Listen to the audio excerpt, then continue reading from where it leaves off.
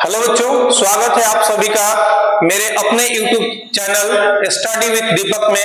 आज हम लोग क्लास 10 मैथमेटिक्स चैप्टर 13.1 का क्वेश्चन नंबर 2 करेंगे और उसको अच्छे तरीके से समझेंगे। पिछले वीडियो में हमने क्वेश्चन नंबर 1 कराया है, अगर आपने उसको नहीं देखा है तो आप उसको जाकर के देख सकते हैं।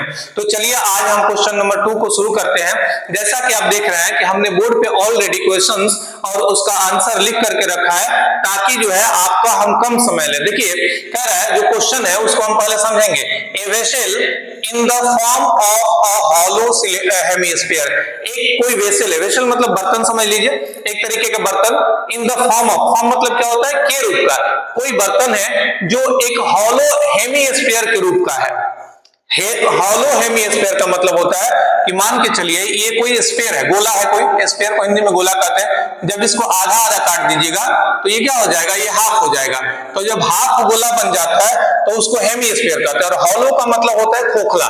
तो मतलब कोई बर्तन जो है वो किसी खोखले अर्धगोले के रूप में है, mounted by a hollow cylinder. Mounted का मतलब होता है कि जब किसी बर्तन पे या किसी चीज पे दूसरा चीज एकदम उसके ऊपर से लाके रख देते हैं तो उसको माउंटेड कहते हैं। इसका मतलब हुआ कि जो हेमिस्फीयर पे है किसी हॉलो सिलेंडर को ला करके रख दिया गया है। तो वही कह रहा है कि a vessel in the form of hollow hemisphere mounted by a hollow cylinder. यहाँ पे किसी सिलेंडर को हॉलो हेमिस्फीयर पे रख दिया गया है। The diameter of the hemisphere is 14 centimetre. यहाँ पे आपको है बताया गया है कि जो हेमिस्फीयर है उसका डायमीटर आपका कितना है, वो 14 सेंटीमीटर है। And the total height of the vessel, और वेसल की जो पूरी हाइट है, मतलब क्यों आपका सिलेंडर और हेमिस्फीयर का हाइट नहीं बता रहा है, आपको कह रहा है कि जो पूरा का पूरा जो आपके सामने फिगर है उसका जो हाइट है, मतलब यहां से लेकर के नीचे तक 13 सेंटीमीटर है।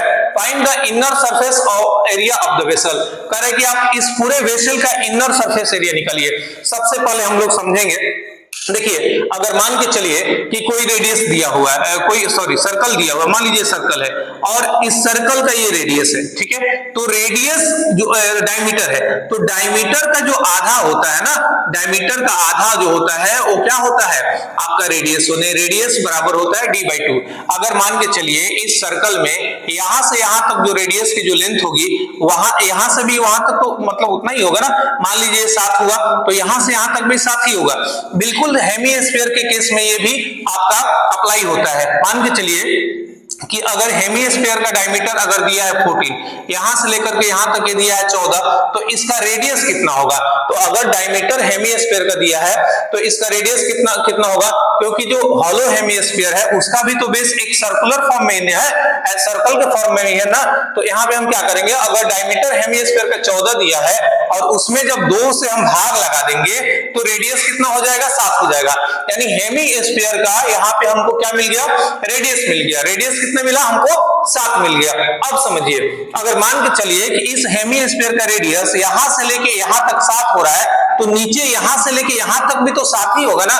यानी कि अगर एक तरीके से देखें तो इस सिलेंडर की हाइट हमको 7 सेंटीमीटर मिल गई। अब देखिए यहां से लेके यहां तक आपका 7 हुआ और पूरा यहां से 13 है। तो अगर हाइट ऑफ सिलेंडर की हाइट अगर आपको निकालनी है तो पूरा फिगर का हाइट कितना है, 13 है। और यहां से लेके यहां तक यानी इसका जो हेमिस्फीयर का हाइट है वो 7 हो रहा है। तो 13 में से अगर 7 माइनस करिएगा तो जो 6 सेंटीमीटर जो निकलेगा वही तो आपको बच्चा लोग 6 सेंटीमीटर किसका होगा, सिलेंडर का हाइट होगा। तो यहां पे हमने क्या निकाल लिया, सिलेंडर की हाइट निकाल ली। अब देखिए यहां पे आपको रेडियस किसका मिल गया, हेमिस्फीयर का रेडियस मिल गया। एक्चुअली जो बेस हेमिस्फीयर का जो बेस है वही तो आपके सिलेंडर का भी बेस होगा ना। तो जब 7 सेंटीमीटर रेडियस आपका किसका हुआ, हेमिस्फीयर का हुआ, तो सिलेंडर का भी रेडियस तो 7 ही होगा ना, क्योंकि दोनों का बेस सेम है, एक में मिला हुआ है। अब देखिए कह रहा है कि आपको इनर सरफेस एरिया निकालना है, पूरे वेसल का टोटल इनर सरफेस एरिया निकालना है। तो अगर आप सिलेंडर के इनर सरफेस एरिया और उसके बाद हेमिस्फीयर के इनर सरफेस एरिया को निकाल करके दोनों को ऐड कर दोगे तो आपका इस पूरे वेसल का टोटल इनर सरफेस एरिया निकल जाएगा। तो जैसा कि आप लोग जानते हैं कि सिलेंडर का टोटल इनर सरफेस एरिया जो होता है वो 2πr आपका हो जाएगा। उसके बाद जो आपका हेमिस्फीयर है उसका होगा 2πr²। तो हम क्या करेंगे, दोनों का सम करेंगे तभी तो पूरे वेसल का निकलेगा। तो दोनों के इनर सरफेस एरिया का फॉर्मूला तो हमने प्लस में लिख दिया, और प्लस में लिखने के बाद हमने देखा यहाँ कुछ चीजें दोनों में कॉमन है। दोनों में कॉमन क्या है, तो देखा कि हमने कि यहाँ 2 पाई आर है और यहाँ पे भी 2 पाई आर है। एक्चुअली इसमें एच है तो इसमें एच नहीं है, तो जो चीज कॉमन है उसको हम बाहर कर लेते हैं, फिर ब्रैकेट लगा देते हैं।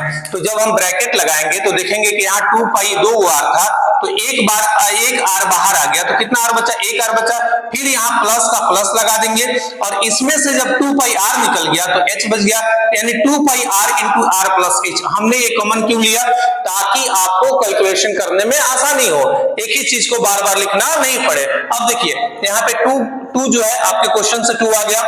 पाई का जो वैल्यू होता है, पाई का वैल्यू आप लोग जानते हैं फ्रैक्शन में 22/7 होता है, यानी 22/7 हो गया। अब जो है मान के चलिए जो आपका रेडियस है वो रेडियस कितना निकला था, 7 निकला था, और फिर यहां भी रेडियस है तो यहां 7 लिख देंगे, और h की वैल्यू यानी सिलेंडर ऑफ हाइट हमने कितनी निकाली थी, 6 निकाली थी।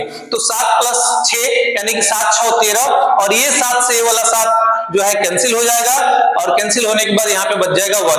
अब ये ऊपर बच गया 2 × 22, तो 2 × 20 होता है 44, और 7 6 ऐड कर देंगे तो 13। जैसे ही ब्रैकेट से बाहर निकलेगा 44 के साथ इंटू में लग जाएगा, तो 44 × 13 जो होता है 572 होता है, जो आपका फाइनल आंसर होगा total inner surface area of this vessel.